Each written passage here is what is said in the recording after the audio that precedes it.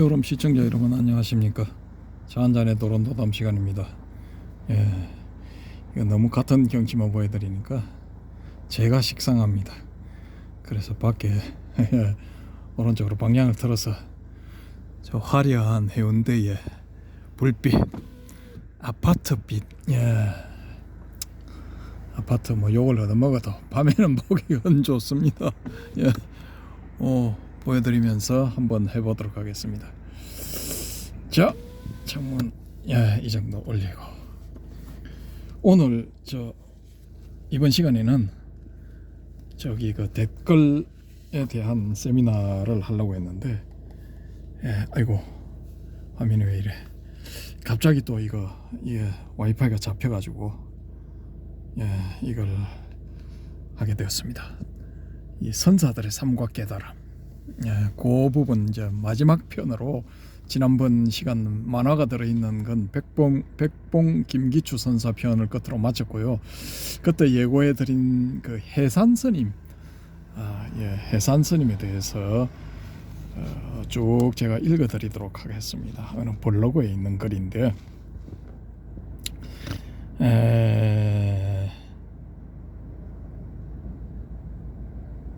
이분이 한국풍수연구원이네요. 카페 한국풍수연구원이라는 카페에 올라 있는 글입니다. 올라 있는 글인데 동화 양봉환이라는 분이 여기 그 주인장이신 것 같습니다. 여기 이제 소개 글에 뭐라고 되어 있느냐 하면은, 우리 속세에 사는 사람들은 잘 모르나 불가에서는 널리 알려진 스님으로 법기 강정진 그사의 저서에서 지도하는 과정이 일부 소개되어서 스님의 명성을 접했다. 스님에 대해서 자료를 검색하면서 매우 도력이 높은 것을 알게 되어 관련 자료를 게시합니다. 이렇게 되어 있습니다. 일단은 이제 올리고, 이분이 혹시 이걸 보시다가 동화 양봉환님 혹은 그 한국풍수연구원 측에서 야, 왜 우리 거 뺏겨가지고 오고 방송하냐, 내려라 하시면은 내리겠습니다. 근데 여기도 보면은 다른 데서 이제 가져온 걸로 되어 있는데, 그 원글을 제가 이제 찾아서 한번 들어가 보니까 그게 잘 안 뜨네요.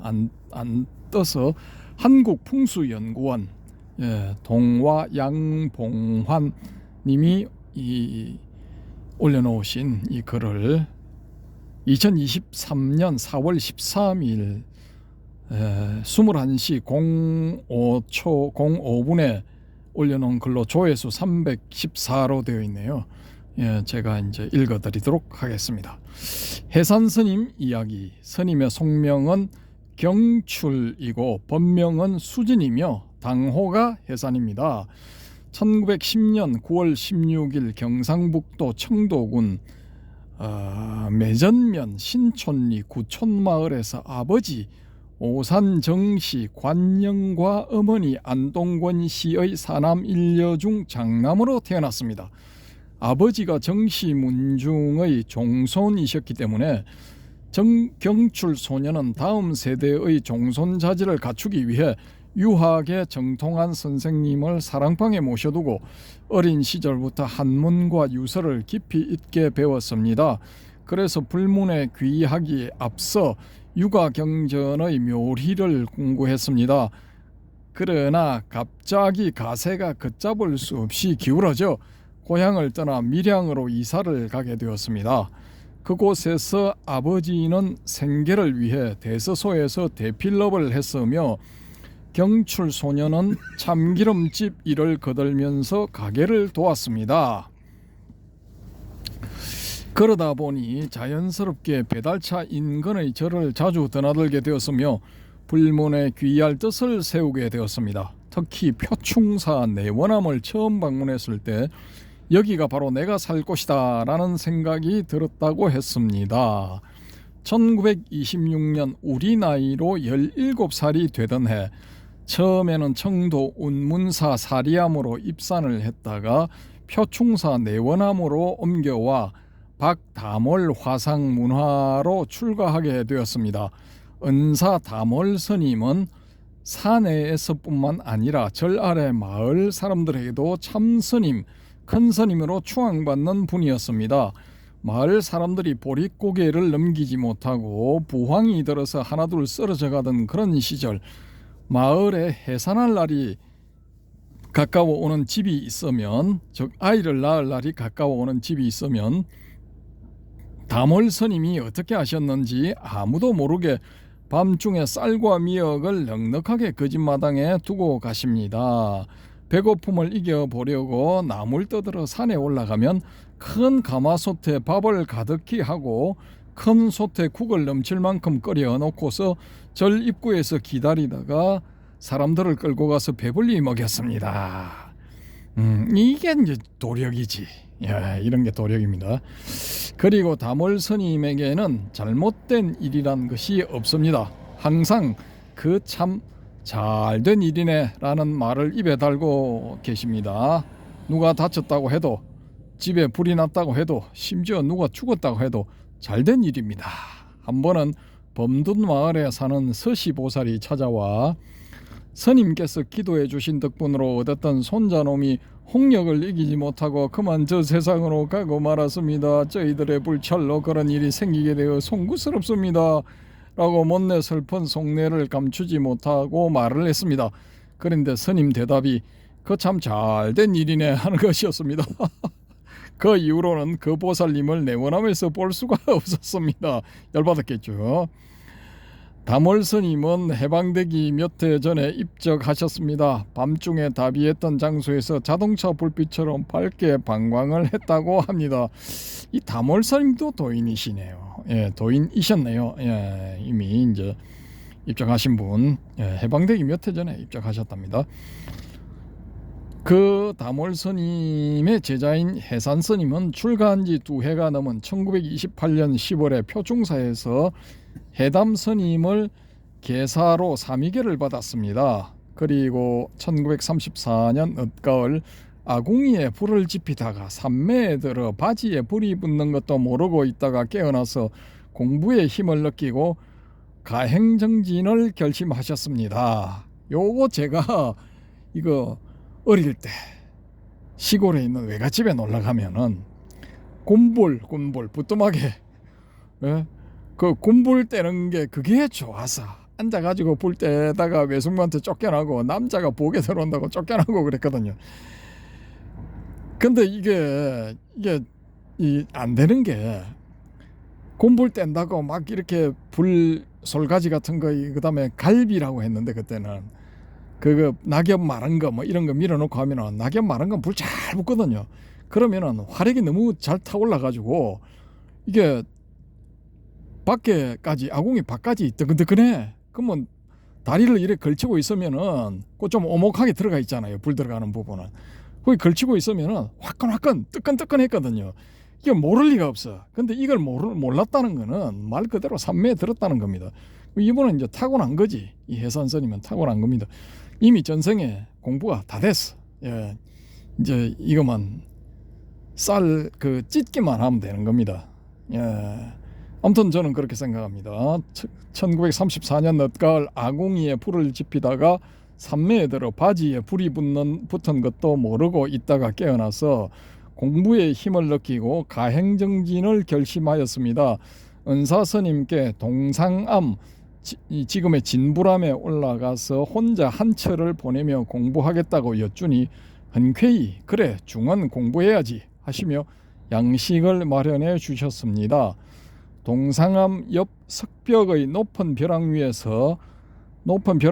한 사람이 앉을 만한 바위가 있는데 졸다가 떨어져 죽더라도 공부하다가 죽는 것이니 좋은 일이라 생각하고 그 바위에 앉아 밤낮으로 정진을 했습니다.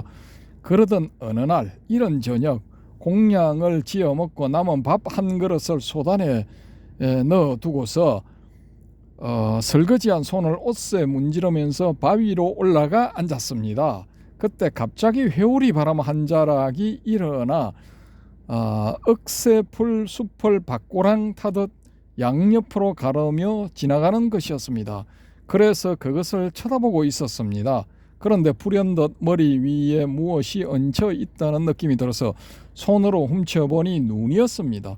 고개를 들어 바라보니 골짜기 전체가 훤하게 밝은 것 같았습니다. 시장기가 돌아 공양간으로 가서 소철 열어보니 밥에 곰팡이가 슬어 있었습니다. 추운 겨울이었는데 땡땡땡. 좀 신비하죠, 이런 건. 그래서 오늘은 큰절 표충사에 내려가서 대중과 함께 공양을 해야겠다는 마음을 먹었습니다. 괄호 열고 스님은 뒤에 그때가 내가 몸뚱이 머슴살이를 면한 때다라고 하셨습니다. 몸뚱이 머슴살이 면하니 어떠했습니까? 라는 제자의 물음에 확실히 알았다는 것은 무슨 뜻입니까? 다시 물으니까 산은 산, 물은 물, 옛사람은 옛사람이요 옛산은 옛산이라 옛 그대로더라. 그대로인데 알 게 뭐 있습니까? 일체만상에 의심이 없더라 라고 대답했습니다. 산은 산, 물은 물. 자, 여기도 등장합니다. 자, 글망을 메고 오후 서너 시쯤에 산에서 내려와 객실에 머물고 있었습니다. 이제 요 앞에 이제 괄호가 닫혔습니다. 이 괄호가 닫히고 다시 이제 본문의 흐름 그대로 그 암자에 있다가 도저히 이제 여의치 못한 사정이 생겨서 본사에 내려와서 이제 공양을 해야 되겠다 생각하고 글망을 메고 오후 서너 시쯤에 산에서 내려와 객실에 머물고 있었습니다. 그 당시 표충사에는 요사체 64동이 있었으며 대중이 대단히 많았습니다. 그런데 언뜻 해산이 견성한 것 같단다. 해산이 견성했다고 하더라 라는 말이 귓전을 스쳐 지나갔습니다. 사람들이 이제 수군수군 하는 거죠. 저녁 공양 후 예불을 마치고 객실에 앉아 있는데 법문이 있음을 알리는 대종 큰종 소리가 들려서 큰 방으로 가서 앉았습니다. 그런데 젊은 수자들이 위의를 갖추고 와서 삼배를 하고 청법가를 부르는 것이었습니다. 야, 대단하다. 이분도 이제 젊은 이게 지금 24살 때인가 그런데 의외의 갑작스런 일이지만 대중의 요구라 거절할 수 없는 것이어서 법상에 오를 수밖에 없었습니다. 그렇게 해서 처음으로 법상에 올라앉았는데 머리를 반들반들하게 깎은 노선님들부터 앞자리를 메우고 대중들이 법당 가득 앉아서 쥐죽은 듯 귀를 기울이고 있었습니다. 참 이때 분위기 참 좋았죠. 요즘은 말임도 없다. 주장자를 내려치고 할을 한번 하려고 했는데 할 소리가 나오지 않아 등골에 땀이 흘러 엉덩이까지 타고 내려오는 것을 느꼈습니다. 이때가 우리 나이로 25이며 25이네요. 25이며 이때 읊었던 상당법문의 개송이 아래의 것입니다. 제망나포 무비수 하늘 덮는 거물을 쳐서 코 없는 짐승을 잡고 능장와각 유체하 능이 달팽이 뿔로 우는 아이를 달래는데 금모사자 반거지 금털사자가 웅크리고 앉았으니 기고만장 범난 등 기세가 당당하여 모두가 오르기 어렵도다. 괄호 열고 스님은 이때의 이야기를 하면서 견성한 것도 남이 아는 것이며 자기가 아는 것은 도가 아니다 라는 말을 덧붙였습니다. 결론적으로 저는 이제 도가 아닙니다. 이거 남들이 알아줘야 된답니다. 저는 그냥 저 혼자 떠드는 소리. 근데 대부분이 이래요. 지가 했다고 뭐 내가 하라니 했다고 자기가 스스로 나발 불고 다니는데 이런 거는 다 솔직히 작아. 이거 이 해산스님 말씀에 저도 100% 많이 한 1000% 동의합니다. 견성한 것은 남이 아는 것이며 자기가 아는 것은 도가 아니다. 동의합니다. 그 겨울 흰눈이 내리는 섣달 검음날에 정해사를 찾아가 당대의 고성 만공스님을 칭견하고 눈밭에서 서로 부둥켜 안고 뒹굴기까지 하는 치열한 법거래 끝에 인가를 받았습니다. 그때 만공스님께서 해산스님에게 써준 개송입니다. 시해 산수진 해산수진 보라. 시해산수진이네요. 시해산수진 제목입니다. 해산수진 보라. 해산 면피 능화골. 해산은 껍데기를 보고도 뼈대를 그려낼 수 있고, 만공지면 지기심. 만공은 얼굴만 봐도 그 마음을 알 수 있다. 운수 우제 월초강. 구름 개이고 비 거쳐 달이 강을 밝게 비추니, 해산 본래 급외연. 바다와 산 즉 해산은 본래 급밖이로구나. 이런 이제 이 인가 개송, 인가장을 써줬답니다. 자, 그 이후 내원함에서 3년을 더 머물다가 1937년부터는 운수납자가 되어 금강산, 묘양산, 백두산, 오대산, 속리산 등지로 행각을 했습니다. 그리고 마하연에서 3년 결사를 하고 송광사에서 강사로 지내다가 만공회중에서 입성을 보기도 했습니다. 참선할 때, 대중방에서 참선할 때 이제 군기반장 쉽게 말해서 그걸 뭐 보기도 했다라는 겁니다. 뭐 일종의 뭐 이거 저거죠. 실무 책임자. 특히 만공회중에서 입성을 볼 때 오수를 즐기시는 만공스님을 찾아가 죽비로 치고서 이랴 이놈의 소야, 이 뿔도 없는 소야 하면서 만공스님께서 내주신 등에 걸터앉아 귀를 잡아당기고 엉덩이를 때리며 소를 타는 신용을 했다가 대중들의 눈에 거슬려 산문출송을 당한 일화도 있습니다. 일타스님의 정언에 의하면 그렇답니다. 근데 요거 비슷한 이야기인데 금봉스님이라고 있어요. 금봉스님. 이 금봉스님은 어떻게 했느냐 하면은 이 만공스님이 이제 참선하실 땐가 뭐 하여튼 뭐 가서 뭐 시비를 뭐 오지게 걸었답니다. 오지게 걸었는데 그 만공스님 이제 정에서 이제 나온 다음에 출정한 다음에 이 금봉스님 방에 찾아가신 거예요. 찾아가셔가지고 딱 질문을 한 가지를 했는데, 이로 그랬냐 사로 그랬냐라는 거죠. 그러니까 진리를 따라서 그런 소동을 벌였느냐, 뭐 사적인 그런 불만 때문에 그런 소동을 벌였느냐, 뭐 이렇게 물었는데, 그냥 이로 그랬습니다 하면 되는데 사로 그랬습니다 뭐 이렇게 했답니다. 지금 제 기억상으로는. 그래서 만공스님이 들고 간 그 뭐 절구공이라든가 뭐 아니면 뭐 노젓는 데 쓰는 노라든가 하여튼 뭐 그런 그 이제 소위 말해서 우리가 빠따 맞는다 할 때 그 빠따 치기 좋은 뭐 그걸 들고 있었답니다. 만공스님이. 그걸로 이제 한 대를 맞았는데, 엉덩이를 딱 한 대 맞았는데 항문이 팍 터져가지고 그 뒤로부터 변 보는데 3년을 이분이 고생을 하셨대요. 이 금봉스님이.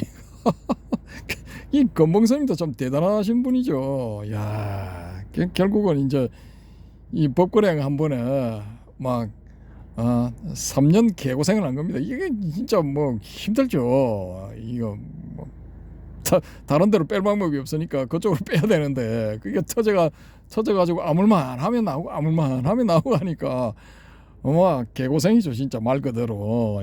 엄청난 고생을 하신 거죠. 이 부분을 보니까 그 생각이 딱 나네요.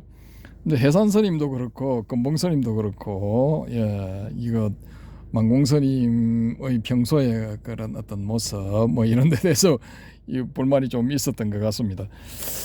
자, 본문 또 갑니다. 1948년 만 38세 때, 만 38살 때 통도사 보광전에서 설법을 듣다가 법사에게 질문을 했는데, 법사가 대답을 못하고 있으니 선객들이 법회를 중단시키고 스님을 법상에 앉히려고 했습니다. 야, 이때는 이런 가풍이 살아있었어. 이거 좋지. 스님은 극구 사양하였으나 이후 거듭되는 대중들의 요청을 거절할 수 없어서 조실에 앉게 되었습니다. 그 당시 통도사 대중은 300명이 넘었으며 조실은 강의도 하고 설법도 하는 강사 겸 조실이었습니다. 그로부터 1954년까지 6년간 조실을 맡아 후학을 지도했습니다. 1954년 이후로 12년간은 그 처를 부산 아미동 광성사로 옮겨 칩거 및 만행의 시간을 갖다가 1966년 5월 지리산 정각사 수월선원 조실로 추대되었습니다. 이어서 1967년에는 월화 스님 등의 이 추천에 의하여 통도사 보광선원 조실로 추대되었으나 사양하고 오랫동안 떠나 있었던 표충사로 돌아오게 되었습니다. 그로부터 7년간 큰절 표충사에서 주지와 조실을 맡으시다가 1974년 본래 머리를 깎았던 내원암의 해동 제1선원이라는 이름으로 선원을 개원하여 조실로 계셨습니다. 표충사는 태고보우 스님께서 참선을 제창하시어 500명 대중을 거느리고 우리나라에 처음으로 선풍을 일으켰던 곳이라서, 근데 우리나라에서 처음이랑 조금 그렇다 이거. 선풍은 그 오교 구산 할 때 그때 이미 구산 선문에서 선풍이 일어났죠, 그죠? 나라에서 해동 제1선원이란 편액을 하사했던 곳입니다.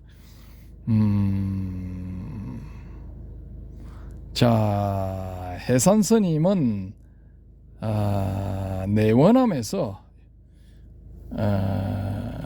6년을 마감으로 1980년 12월 22일 음력으로 1980년 12월 22일 광성사에서 세수 71세 범납 55세로 입적을 하셨습니다. 조금 일찍 돌아가셨죠, 그죠?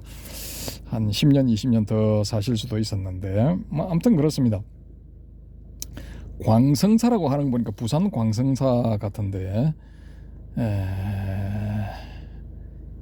본문 갑니다. 입적하시기 하루 전 법상에 올라 주장자를 치시더니 주장자를 들어 대중에게 두루 보이셨습니다. 그리고 한참을 가만히 계셨는데 눈에서 굵은 눈물이 주르륵 흘러내렸습니다. 그리고 조금 계시다 아무런 말씀 없이 법상을 내려오셨습니다.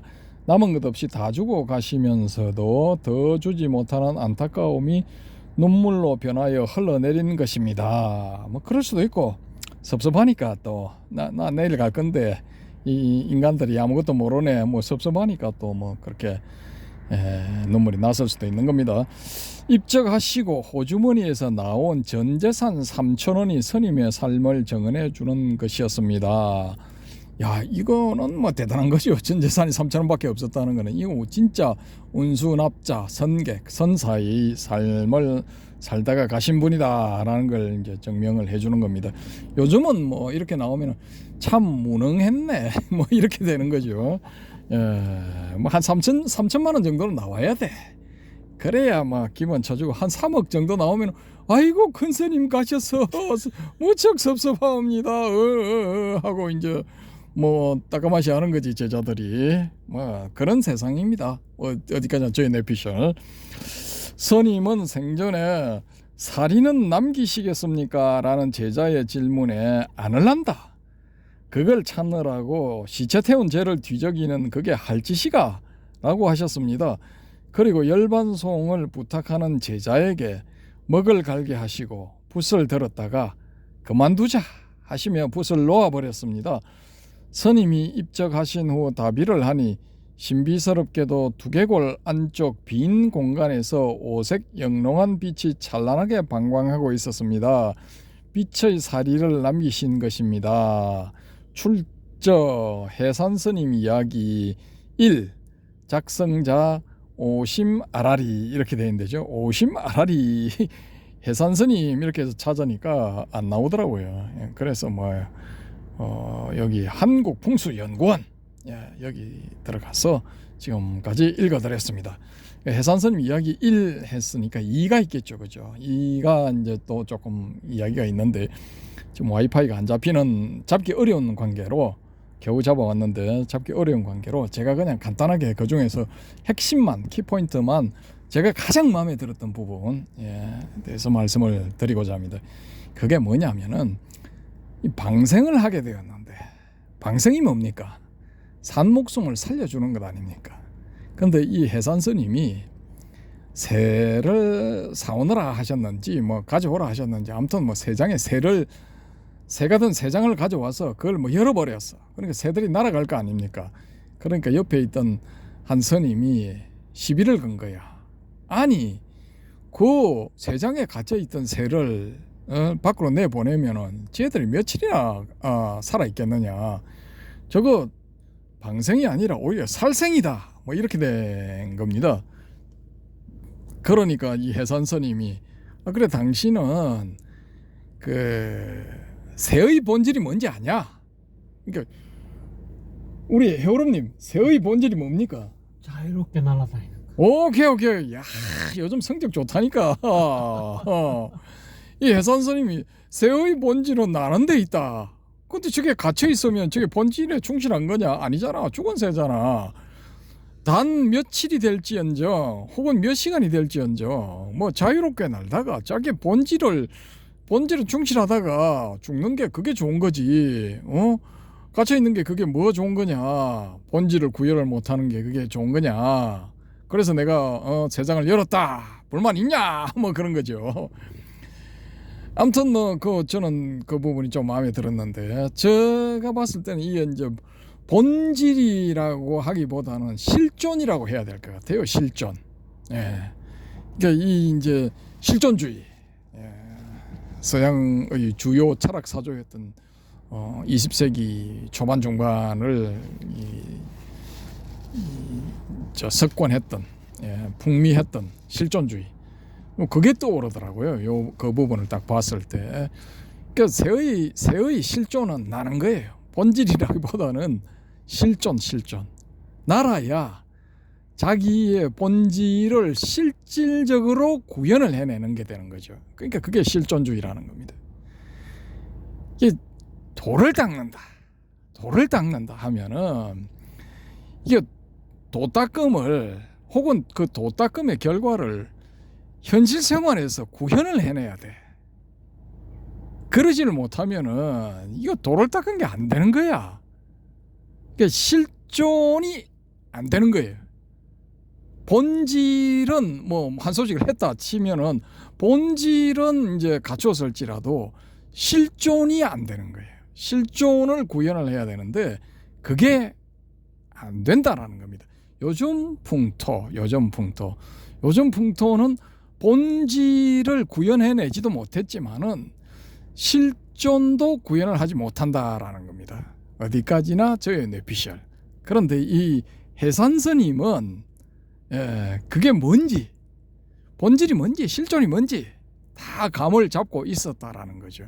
이런 것이야말로 도인의 진면목이지 않을까라는 생각이 들어서 이 해산스님을 우리 도론도담, 차한잔의 도론도담 구독자님들, 시청자님들께도 소개를 드려야 되겠다라는 그런 생각을 하게 되어서 오늘 말씀을 드렸습니다.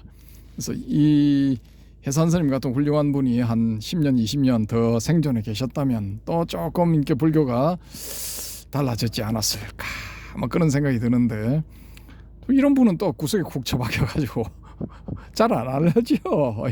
아는 분들만 아는 거야. 뭐 그렇습니다, 세상이.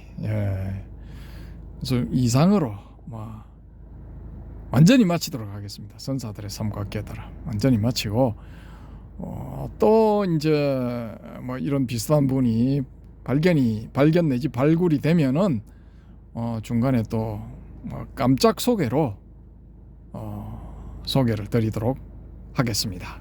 자, 이 아파트만 보여드리니까 좀 그렇죠, 그죠? 선사님을 소개를 해드리면서 아파트가 웬 말이냐, 저 휘황찬란한 아파트가 웬 말이냐 하시는 분들을 위해서 뭐 맨날 보던 그 풍경입니다. 그래서 한번 돌려본 겁니다. 해운대. 조금 더 이제 앞으로 왔는데 뭐 여기가 사람 지나가는 도로입니다. 여기 이제 광장 비슷하게 되어 있는데 몽마르트 언덕처럼 여기 이제 화가 한 분이 계시네요. 여기 뭐 이젤 세워놓고 작업 중이신가. 그런데 아무도 신청을 안 합니다. 나 좀 그려주시오. 아무도 신청을 안 하고 무심히 그냥 지나가고, 오늘은 버스킹도 없습니다. 아무도 없습니다. 이게 오늘 수요일인데, 오늘 수요일 맞죠? 네. 수요일인데 이 버스킹을 안 한다. 11월 19일 수요일 날 버스킹을 안 한다. 딱 하기 좋은 날씨인데 이걸 안 한다는 거는 점점 이제 이 버스킹도 수입이 안 된다. 수입이 없다. 그렇게 해서 이 해운대 쪽에 뭐 안 오시는 것 같아요. 그래서 뭐 이렇게 되면은 완전 아마추어들, 에라 나는 그런 거 신경 안 쓴다. 뭐 한번 놀아보자. 풍악을 울려보게. 들을 사람 듣고 말 사람은 말고 지나갈 사람은 지나가고 맘대로들 해라 하고 이제 올리는 분들, 풍악을 울리는 분들, 그런 분들이나 이제 나오지. 조금 이제 레벨우가 있는 프로급 뭐 이 가수들은 슬슬 여기 뭐 접는 것 같은 그런 기분이 듭니다.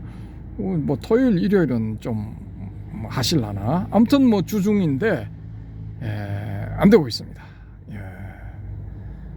뭐 좀 거시기합니다. 그래도 어쩝니까? 뭐 있는 그대로 말씀을 드렸습니다. 조금 아쉽지만은 이걸로 마치도록 하겠습니다. 감사합니다.